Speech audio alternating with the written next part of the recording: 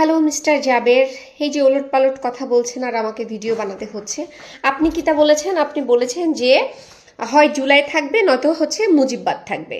মুজিববাদের প্রশ্ন কেন আসতেছে? যখন আমরা হচ্ছে 1971 সালকে নিয়ে কথা বলবো, তখন হচ্ছে শেখ মুজিবুর রহমান আসবে, জিয়াউর রহমান আসবে, ওই সময়কার যারা যারা ছিল, মাওলানা ভাসানী আসবে, যারা যারা ছিল, মোট কথা তারা সবাই আসবে। এখন হয় তুই বাংলাদেশে থাকবি অথবা বাংলাদেশ থাকবে, হয় জাবেরের মতো খুনিরা বাংলাদেশে থাকবে অথবা আমাদের দেশটা আমাদের মতো করে থাকবে।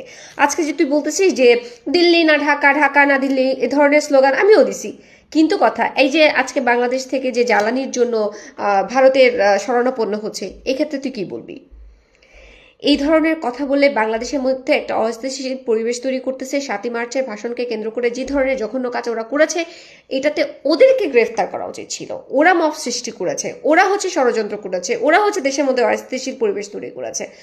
জামায়াত শিবিরের এই অসভ্য ইনকলাব মঞ্চের এই ইডিয়েটগুলাকে অ্যারেস্ট না করে, গ্রেফতার না করে, এদেরকে আইনের আওতায় না নিয়ে, যে হচ্ছে ভালোর জন্য, দেশের জন্য, দেশের ইতিহাসকে ধরে রাখার জন্য কথা বলেছে, তাকে গ্রেফতার করা হয়েছে।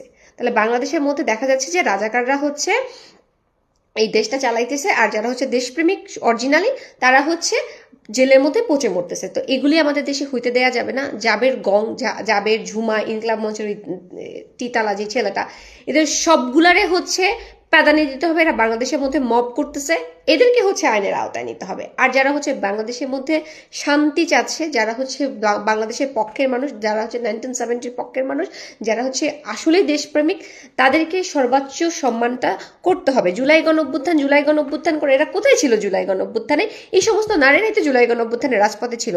এদেরকে হচ্ছে শাস্তির আওতায় নেওয়া হচ্ছে অনর্থক। আর এই ধরনের গুন্ডা এবং রাজাকারদেরকে হচ্ছে প্রায়োরিটি দেওয়া হচ্ছে, এটাও তো এক ধরনের হচ্ছে বৈষম্য করা হচ্ছে। সুতরাং এদেরকে হচ্ছে আটকাইতে হবে।